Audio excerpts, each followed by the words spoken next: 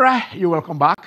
It is still here in review, and we are reviewing sports in 2018, and the lines are still open. Like we said, it is your day, it is your contribution that matters. The last contribution from Anambra, wow, sweet. All of you, Yemi from Ibadan, Shola, you called in from Abuja too. We'll be taking note of what you're saying, and we also hope that those who are in charge of sports are also following, so that 2019, we're not talking 2019 here, but 2019 and beyond, we can take a cue from what we didn't do well, the things we did well, improve on them, do our SWOT analysis, and move on. But then one of the highlights of 2018 to me was, yes, we did it with, we started the Kids Cup here on Channels Kids Cup that has gone down the African continent from Lagos to the national, down to the sub-coast of West Africa. But then that was not enough.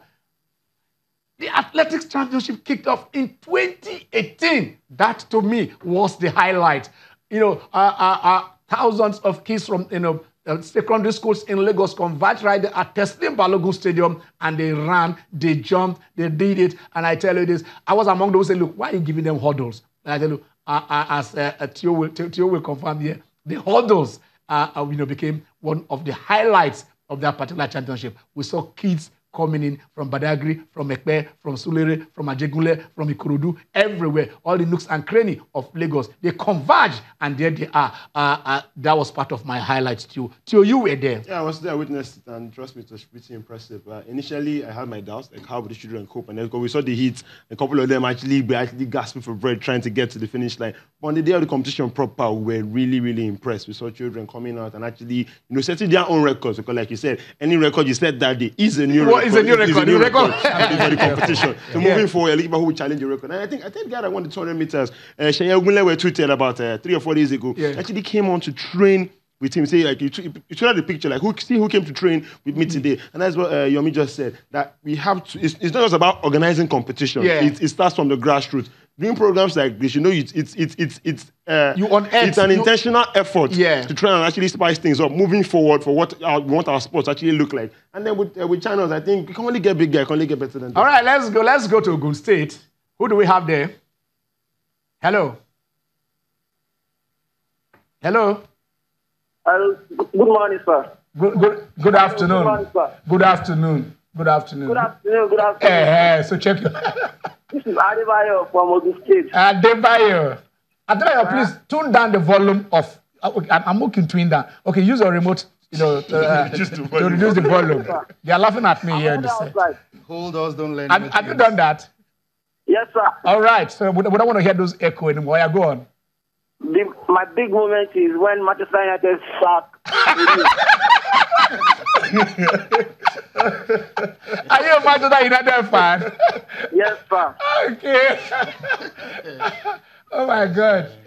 You can see we have freedom now. Okay, there's freedom now. And for Nigeria, my big moment is when the women won the African Cup of Nations. Wow, that's great. And they qualified for the World Cup. We won the jersey for World Cup. Yeah, the jersey World Cup, according to Yomi. We performed wonderfully in World Cup. Okay. Unfortunately, our striker just missed the opportunity for us to qualify. All right. So that's what I have for you guys. All right, Brian. Thank you very much. Thank you very much.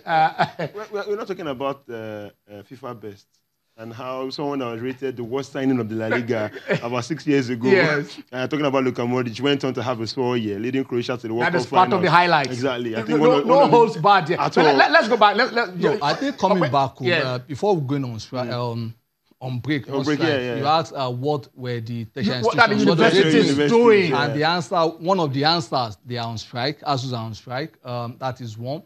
Then secondly, you talked about Theo being at the classics.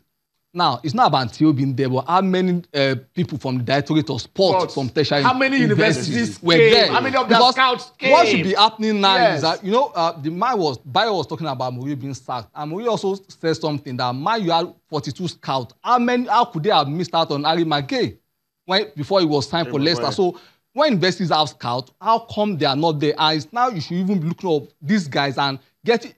Eventually, they feel they are university first choice. You give them change of course form. So you snap like the NBA. you pick them. Yeah, you see that Yomi talked about Jamaica here. The Jamaicans, when you go to almost all the universities in America, that you see them. You know, when you look at our best, Innocent Egbunike, party times, you understand? Area Miki, they all got scholarship outside there. They used to. I remember in the 80s when some members of the Nigerian bank team were all given scholarship at the University of Benin. If you just have 1 or 2 credits, they waive it for you. It is not what they want to do. You go over Unilag have the Department of Kinetics and other things. Then you go there to mold it. So universities give them opportunity for sportsmen to come in. We won't be looking for scholarships outside. When we have universities right here in Nigeria. And the age that you are in university, that is when you have, the best years to have the best who are sound in a body and mind. So what else do you do? Yomi, I'm listening to you. Yeah, part of it is that how much funding do we give to universities in Nigeria? How much funding? Yes, listen, most of these universities are government institutions, right? So how much do you give them annually? How much do they appropriate for sports? How many times have they given the opportunity to coaches in all the different sports to go on capacity building programs? You mentioned Henry Amike, Innocent Egbunike, people like Falilatu Gunkoya, Irat Bakare, Mary Onyali, Tina Ihegwu, and all of them. You see, they came out from a system when Nigeria was still a functional state. What I mean by a functional state means that there was still time that we had shame. We could look at something and we will have a rethink and say, what will people say about me? But now, do we? Everything has been politicized. Those days, you had late Professor Ajidwa at the NIS. You had scholars. Professor Shiwon Motayo is there, sports psychologist. You have all of them all over. How many people have we trained afterwards? So let me ask, I want to ask, please, I want to speak with him. Now, we are saying this, give admission to students to come and study.